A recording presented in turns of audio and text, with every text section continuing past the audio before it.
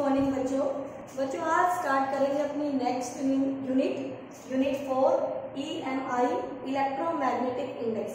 ठीक है, हमने अपनी यूनिट वन में हमने चार्ज को रेस्ट में पढ़ा। चार्ज किस में था? रेस्ट में। तो उसकी वजह से हमने उसका इलेक्ट्रिक फील्ड डिस्कस किया था।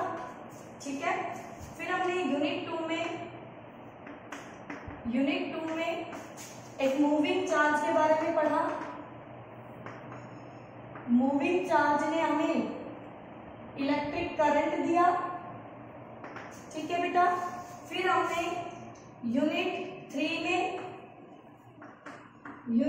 में एक मूविंग चार्ज की वजह से मैग्नेटिक फील्ड को डिस्कस किया। मैग्नेटिक फील्ड यानी जो मैग्नेटिक फील्ड मिला था वो हमें कहां से मिला था? करंट कैरिंग कंडक्टर से, यानी करंट से हमने मैग्नेटिक फील्ड को प्रोड्यूस किया। ठीक है, अब हमें ये देखना है कि क्या इसका रिवर्स भी पॉसिबल है, कि क्या मैग्नेटिक फील्ड किसी तरह हमें करंट दे सकता है। तो वो हमें डिस्कस करना है अपनी यूनिट नंबर 4 में। ठीक है, इलेक्ट्रोमैग्नेटिक इंडक्शन, मैग्नेटिक फील्ड के किसी गिवन रीजन में चेंज होने से वहां इंड्यूस करंट आता है। तो ये हमें किसमें पढ़ना है? मैग्नेटिक EMI इलेक्ट्रोमैग्नेटिक इंडक्शन में। ठीक है बेटा, तो देखिए सबसे पहले यहाँ पर जो हमें डिस्कस करना है वो टर्म है हमारे पास मैग्नेटिक फ्लक्स। मैग्नेटिक फ्लक्स आपने इलेक्ट्रिक फ्लक्स पढ़ा, बिल्कुल उसी तरह से है मैग्नेटिक फ्लक्स 5B। ठीक है, गिवन एरिया को normally number of magnetic field lines cross करती हैं, तो वो number of magnetic field lines आपका मैग्नेटिक फ्लक्स कहलाती है। ठीक है, तो यहाँ पर हम उसको मैथमेटिकली लिख सकते हैं फॉर्मूले को, flux equal to B magnetic field dot A area vector. ए क्या बेटा? Area vector. और एरिया वेक्टर की डायरेक्शन क्या होती है? एरिया वेक्टर ए, इसकी डायरेक्शन क्या होती है? इसकी डायरेक्शन होती है perpendicular to given area. Perpendicular to given area. ठीक है, जिस तरफ से आप देख रहे हैं परपेंडिकुलर आउटवर्ड, आप ये भी लिख सकते हैं perpendicular outward to given area या प्लेन, जो भी प्लेन सरफेस है आपके पास। ओके बेटा, किसी भी गिवन लेंथ के लिए, कोई भी गिवन लेंथ है, गिवन लेंथ के लिए जो एरिया होता है, एरिया मैक्सिमम वो किसका होता है? एरिया मैक्सिमम सर्कल का होता है बेटा। किसका होता है? सर्कल का। यानी कि क्या कहना चाह रहे हैं हम? जैसे हमारे पास L लेंथ की ये वायर है और इससे हमने एक स्फीयर बनाया, एक सर्कल बनाया, एक ट्रायंगल बनाया, एक हेक्सागन बनाया, तो सबसे ज्यादा जो एरिया होगा वो सर्कल का होगा। तो जो फ्लक्स है वो डिपेंड करेगा मैग्नेटिक फील्ड के साथ साथ एरिया पर, कि लूप का एरिया कितना है। ठीक है, तो हम इसको लिख सकते हैं BA cos ऑफ थीटा। और यहाँ थीटा क्या है बच्चों? Theta equal to angle between B vector and area vector A vector. जो थीटा है वो हमारा एंगल है मैग्नेटिक फील्ड में और एरिया वेक्टर में। कैसे? देखिए ध्यान से, अगर ये मेरा गिवन एरिया है, दिस इज द एरिया, ये आपका गिवन एरिया है और ये स्केल हमारी मैग्नेटिक फील्ड की डायरेक्शन दिखाता है। तो अगर आपका ये मैग्नेटिक फील्ड है ऐसे, इस एरिया के बिल्कुल पैरेलल फील्ड लाइंस ऐसे जा रही है। ठीक है, तो कोई भी लाइन इस एरिया को क्रॉस नहीं कर रही, तो इस गिवन एरिया के लिए जो फ्लक्स होगा, क्योंकि फ्लक्स बताया आपने number of magnetic field lines crossing area normally. ठीक है बेटा, तो यहाँ पर कोई लाइन क्रॉस नहीं कर रही, तो गिवन एरिया के लिए फ्लक्स क्या हो गया? 0 हो गया। तो वही उसी तरह से जैसे हमने इलेक्ट्रिक फील्ड में पढ़ा है वैसे ही यहाँ पर है, फ्लक्स आपका पॉजिटिव नेगेटिव 0 सभी वैल्यू इसकी पॉसिबल होगी गिवन एरिया के लिए।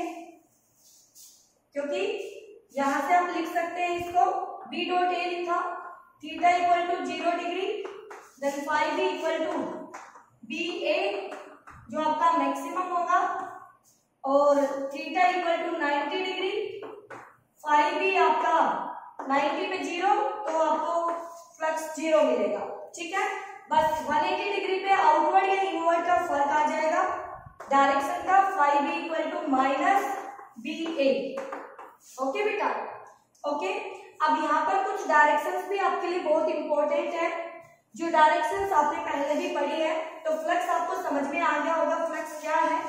और क्योंकि हम इलेक्ट्रोमैग्नेटिक इंडक्शन डिस्कस करने जा रहे हैं, यानी कि हम यहाँ पर पढ़ने वाले हैं कि किसी तरह से मैग्नेटिक फील्ड से हमें इलेक्ट्रिक करंट मिल जाए। तो हमारे एक साइंटिस्ट जिनका नाम फैराडे, उन्होंने 2 लॉ दिए थे, और उन 2 लॉ की हेल्प से हमें पता चला कि एक change in magnetic field induce current देता है किसी गिवन लूप में। ठीक है, जिस लूप में मैग्नेटिक फील्ड चेंज होता है। ओके बच्चों, तो देखिए बेटा, फैराडे का जो एक्सपेरिमेंट था, वो एक्सपेरिमेंट क्या था, उन्होंने क्या एक्सपेरिमेंट किया था वो सुनिए ध्यान से, आप उसकी एक एक लाइन बुक से पढ़ सकते हैं। फैराडे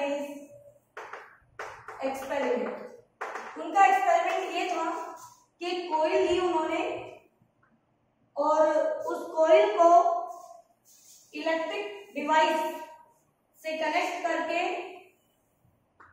ये कोयल है आपके पास, ठीक है, गिवन कोयल, ऐसे यहां पर गैल्वेनोमीटर एक इलेक्ट्रिक डिवाइस है आपका, और उसको कनेक्ट कर दिया। फिर इसके सामने उन्होंने यहां ले लिए मैग्नेट, ये अपनी मैग्नेट है, बार मैग्नेट। ठीक है, जब बार मैग्नेट रेस्ट में थी, रेस्ट में, तो गैल्वेनोमीटर में 0 डिफ्लेक्शन आया, यानी कोई करंट नहीं, deflection, it means no current in the loop. But जैसे ही हमने मैग्नेट को टुवर्ड्स या अवे मूव किया, तो इन्होंने पाया कि गैल्वेनोमीटर की नीडल में डिफ्लेक्शन हुआ। तो मूविंग, जब हमने मूव किया, बार मैग्नेट मूव टुवर्ड्स और away,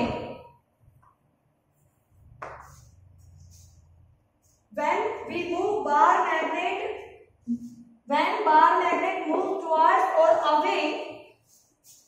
away from the coil, then the galvanometer shows deflection। यानी कि इस कोयल में, इस सर्किट में कुछ करंट आया जिससे इसकी निडल में डिफ्लेक्शन शो किया। ठीक है, वो कैसे हुआ वो समझिए आप।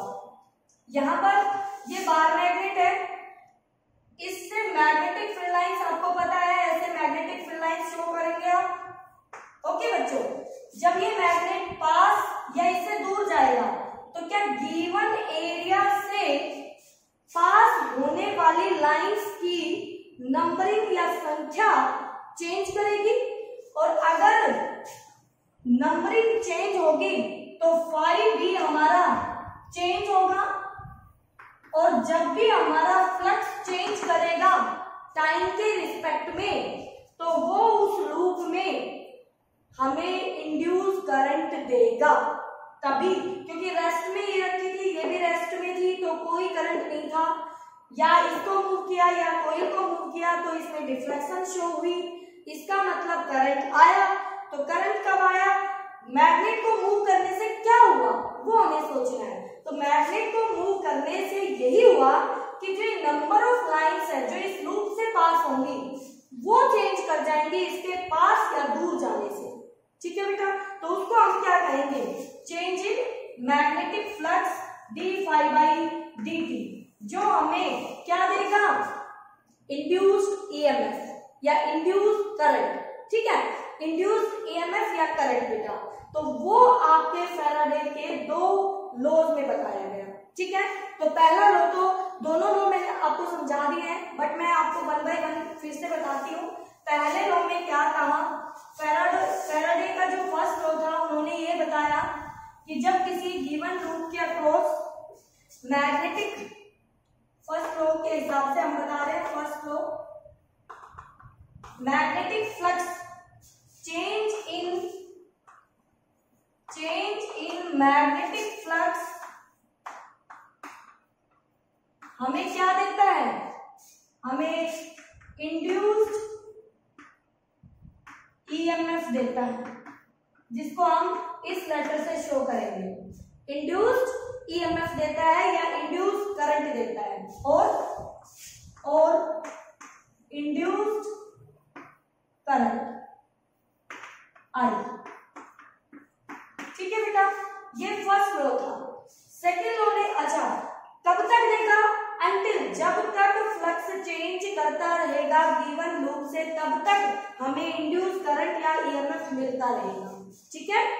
दूसरा सेकेंड लॉ, फैराडे के सेकेंड लॉ ने क्या बताया, इन्होंने ये बताया कि किसी गिवन लूप से जो फ्लक्स चेंज कर रहा है डी फाई बाई डी जो है हमारा, उसका जो रेट है उस रेट पर डिपेंड करेगा मैग्नीट्यूड ऑफ इंड्यूस्ड ईएमएफ, कि वो कितना मिलेगा। अगर ये रेट फास्ट है तो ईएमएफ भी ज्यादा आएगा, अगर ये रेट स्लो है तो ईएमएफ भी कम होगा। तो यहां से ये जो इंड्यूस्ड ईएमएफ था वो डायरेक्टली प्रोपोर्शनल था rate of change of magnetic flux के। ठीक है। फिर जब इक्वलिटी की तो लेंज लॉ हम नेक्स्ट वीडियो में डिस्कस करेंगे, लेंज लॉ एंड उसके कुछ न्यूमेरिकल्स। तो यहां पर एक साइन आया नेगेटिव, अभी बताएंगे क्यों आया, और इस नेगेटिव साइन का जो सिग्निफिकेंस है वो ये है कि लेंज लॉ के वजह से यहां हुआ है। अब लेंज लॉ ने क्या कहा, लेंज लॉ नेगेटिव साइन किसकी वजह से है, लेंज लॉ की वजह से। ठीक है। क्या कहता है कि नेगेटिव साइन ये सिग्निफिकेंस देता है बेटा कि जिसके चेंज होने से इंड्यूस्ड ईएमएफ आया है उसी का ये अपोज करता है। मीन्स आप नहीं समझे होंगे मेरी बात को, समझिए ध्यान से।